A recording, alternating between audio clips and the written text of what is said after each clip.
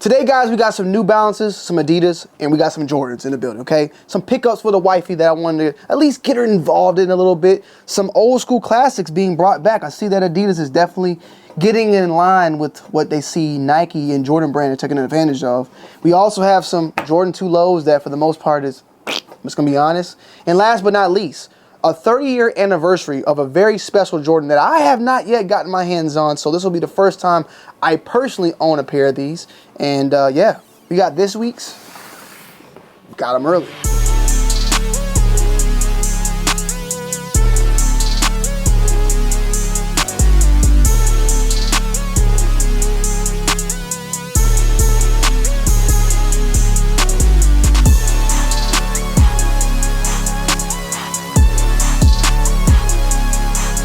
We say this week's got them early, but we really been getting a lot of stuff in early, back to back, like Pat says, Jack at the end of the day. You feel what I'm saying? So salutes to all the love. Make sure you guys are following me over on my Instagram, Twitter, Tony D 2 Wild for TV for the additional sneaker news type of channel that we drop videos on each and every week. We drop a video at least, okay? That's what I'll just say there. Trying to get a little bit more, you know, involved on there, but go and subscribe to that channel as well. First things up off the rip, we have a New Balance. This is a this is actually men's size, but size 4.5Y, and this is a 1906R from New Balance. Now I got these, and Nicole's actually a 4Y, not a 4.5, but I took the risk of just grabbing this to see if she could fit it, and she actually she didn't actually like it. She actually could fit it. She put it on, she said, oh my God, I'm now fully becoming a mom. And I told her, I said, babe, listen, right now, the runners are the wave. You know what I'm saying? No pun intended, no wave runner. The runners are the wave right now, you know, feel me? And me, you know, being in the sneakers for over 10 years now, like when I came in, I was up on Saucony like crazy. Saucony and ASIC. I did not really get into New Balance, but I did pick up a pair back in the day that I rocked for a long time, gave it to my grandfather, and I still have them to this day because it was his favorite shoe, and when he passed away, I made sure to get those back. But now we got some New Balances in. I've been picking up a couple of New Balances recently, some 2002Rs, and I saw these, and I actually want a pair of these. Like, I want this specific colorway, so I may be picking up this colorway or at least a 1906R very, very soon. Salutes to Joe Fresh, who's been really putting New Balance on the map as far as streetwear wise. Like, I would say, like, I'm not gonna say he introduced it because we know Ronnie Fox been doing collaborations for quite some time as well, and even before that people were rocking New Balance. So I'm not just saying that these people are inventing a wheel, but it's definitely been a resurgence of runners, because back 2013 to 16, I mean, it was a lot going on. I mean, even, you know, me myself created a runner with Saucony. So seeing runners come back, Asics, New Balance, Saucony, even Brooks, brands that I thought I would never see, we see are more and more coming into full effect. But we picked these up. I told her, man, this is the wave. She actually thought they were pretty comfortable, but I told her, well, you gotta move, man. This thing is streetwear it's a full motion at the end of the day. And if you don't end up liking them for casual wear, you know, they always turn into some good running shoes or something to wear in the gym. So I think I'm gonna make her buy these, or not buy these, but rock these. I'm gonna buy them. I'm gonna make her wear them because I bought them. So yeah, these are dope. You'll see some more of these on the channel.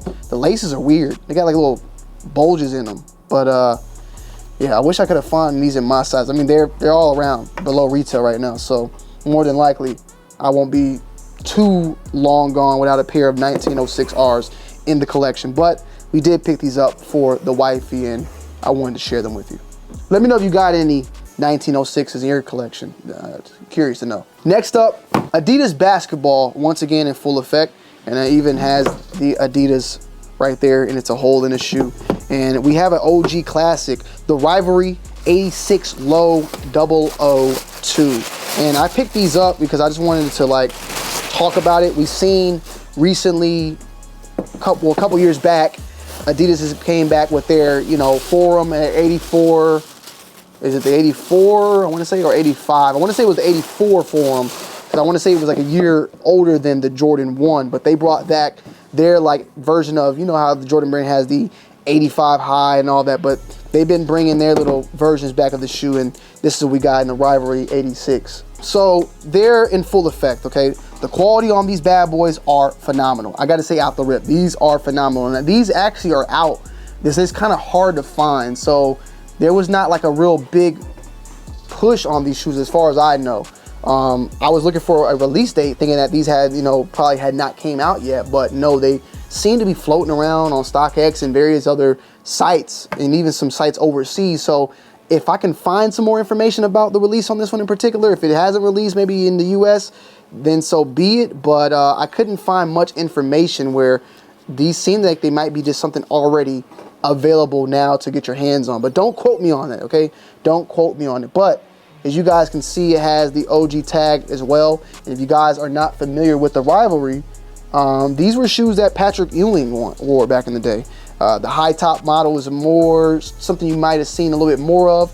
And then of course they had the low top model, and this was when he was of course with the Knicks. This one kind of plays a little bit into it, but the original, or the ones that he at least was wearing, I think they had that underlining of that orange that kind of poked out on the side with the little jagged edges to kind of give you that Knicks overall colorway. But they kind of, brought these back, and the quality on these are very, very nice. You got some exposed foam on the top of the shoe as well, and it's a little bit more luxury feeling in my humble opinion. Definitely, can you ball in these? I mean, yeah, but they are 86-year-old shoes at the end of the day.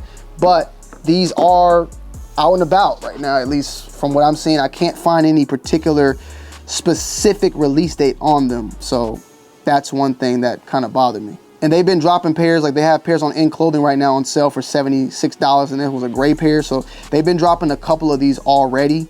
Snipes has a couple of pairs on StockX of the 86 version. So it's this version, but just different colorways. So yeah, be on the lookout. This is something I wanted to bring a little bit different to the channel, and just show you guys some different shoes. But they're nice, but they are going on sale, so you might can score a colorway you actually like at a pretty decent price. But retail, from what I'm seeing on these, I'm seeing $110, but I see one that just dropped, an orange one. I think this is a collab. The Simpsons just did, I remember the Simpsons just did one, and that was 130. So 110, I think regular, 130 for a collab. If there's any more information I missed out on this, I'll make sure to put it in the description or maybe follow up in a review. Then we got here a Jordan 2 for the ladies that we're gonna just talk very, very gently about and move on. But the Jordan 2 Low, I don't even know what the hell these are called. So I'm looking right now for a name, and yeah, there's no name. It just says Jordan 2 Low Black Varsity Red. That's the colorway on these. From looking at it myself, double checking, these are releasing on the 27th for a retail price point of $150. Something I wanted to showcase, but these are for the ladies. But they're dead. They're dead, I'm sorry. Just some more 2s. Jordan Brand, simmer it down. Simmer it down. But last but not least, probably why you're here at the end of the day, we have a very exclusive, now I'm not saying exclusive like anybody else ain't got them, but exclusive for me in this channel, and very dope and very excited, the Jordan 9 Powder Blue. So here we go, man. If you guys don't know, the Jordan 9 released back in 1994. We are in 2024. I think I said earlier, maybe I said 40-year anniversary. I meant to say 30-year anniversary of this shoe, the Powder Blue. So we are getting a 30th year anniversary of the Jordan 9 this year. As far as I know, we got these dropping, the Olive 9, a very big one that everybody's been wanting to get their hands on. But this one is one of the original Dundadas that released back then, and I can't lie, the first thing I noticed off the rip is the paint job. It's pretty good. I mean, it's a matte, really nice matte finish, but it has a little bit, like you can just see the reflect. It's not like shiny, but it's a matte coating that has a nice reflective gleam to it or some sort. So it's hard to say.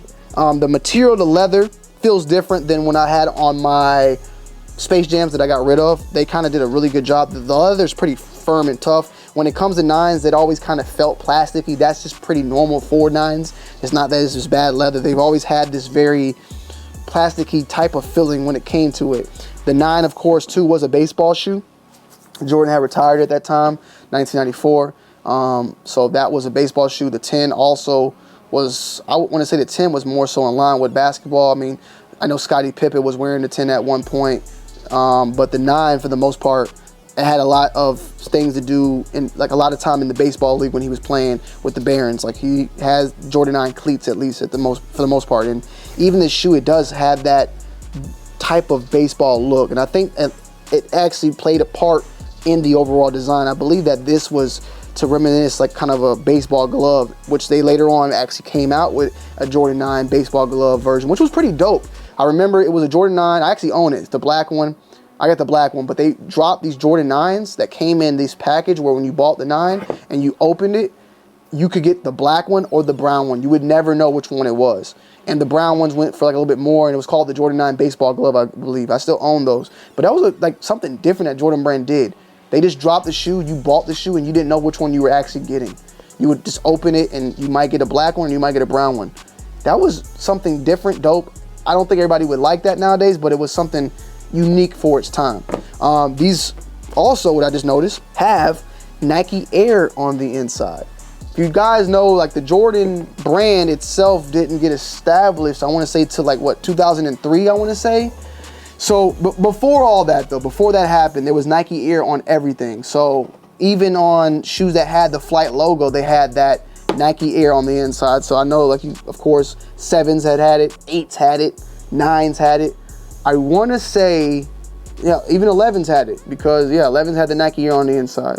So I want to say then, I'm trying to remember what shoe in particular did that stop.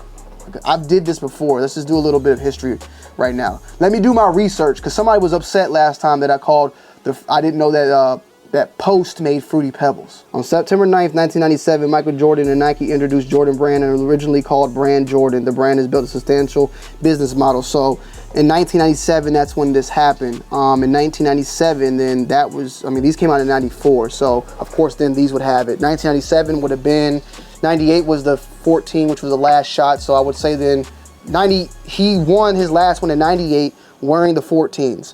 But I think he also had came out with the 13s that year. So I want to say then that the 12 would have been probably the last shoe to feature the Nike Air on the insole. Let me double confirm. So yeah, I'm just doing my look right now. Look, man, 96, I was 5 years old. Just give me a goddamn break, okay? But 96 is when the Jordan 12 was released. 96 to 97 when it was out. 97 to 98 was when the 13 released. So I'll go on a limb and say that I think the 12 was the last shoe that had that Nike Air branding in, at least on the inside. The 13, I'm not too sure, because it came out in 97. Depends on when it came out in 97. If it came out, if a pair dropped before, like if a 97 13 dropped before September, then it's gonna have it in there. So maybe some 13s have it. Now, if the 13s didn't drop till later on, then, which probably didn't, because there was Jordan 13 playoffs. Let me just check. 1997, November 1st, 1997, the Jordan 13 was loaded with both performance and design elements. So that's what I'm getting here for the history of Air Jordan from Foot Locker. November 1st, they made that pack, or that signing, in September of 97. So the 13 came on, should have only had the Jordan branding only on it. So the 12 would have been the last shoe, hence why the 9 didn't. Forgive me for that. It was bothering me, and I want to make sure I come out with all the best information I can, okay? But these originally released in 1994. Last time they came out was in 2010, that the powder blue and Jordan 9 came out. So it's been 14 years since we've had that. I wasn't even on YouTube at that time. So it's been a very, very long time since we've seen this particular colorway. Obviously, UNC for Jordan Brand's time and alumni with the Tar Heels. These are releasing on March 23rd. 2023 for a retail price point of $210. 30th year anniversary of the Jordan 9. It's been a long time, man. You know what I'm saying? Definitely a shoe that I think I'm gonna probably add into the collection and keep into the collection. I did get rid of my Space Jams though. I did. And that, I think I still hold that shoe as one of the best Jordan 9s out there. So why keep this one? Well, I do regret a little bit letting go of those Space Jams. I was trying to get rid of a lot of stuff, and I'm still trying to get a lot of stuff now, so I understand, but there was not that many 9s that have came out since I've been doing YouTube. Like, there's been a lot of low 9s and all these weird ass colorways, but there hasn't been powder blues. There hasn't been an olive, which we are getting now, both of those. There was the Space Jam, but besides that, I mean, we had a whole bunch of lows, like all Pantone lows and watermelon colored lows and all those weird colors. This is a actual, you know, classic coming back full shape and full form. So I'm really looking forward to this one. This one's going to be a full-on in-depth review, broken down, and it looks very, very nice. The OGs, the old heads, will definitely come in with these. We haven't seen 9, so I'm kind of curious of how the demand and the market will be for these. In particular, will this be a shoe that's going to flop? It's gonna be a shoe that's gonna sit. Me personally, I think these will do fairly well. I think honestly, when we don't see a certain type of shoe for a minute and it comes out, that has a little bit of an impact, specifically, especially on a certain colorway as well.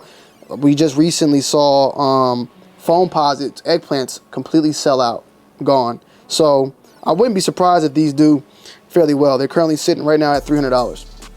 But we do got a lot of time left to get to the March 23rd, so those prices may drop down. But this is what is coming out March 23rd, an OG classic, the UNC, the powder blue 9s, and adding this one into the collection, definitely. Let me know you guys' thoughts and opinions down below in the comment section. I love y'all, I appreciate y'all, and I'm out. Peace.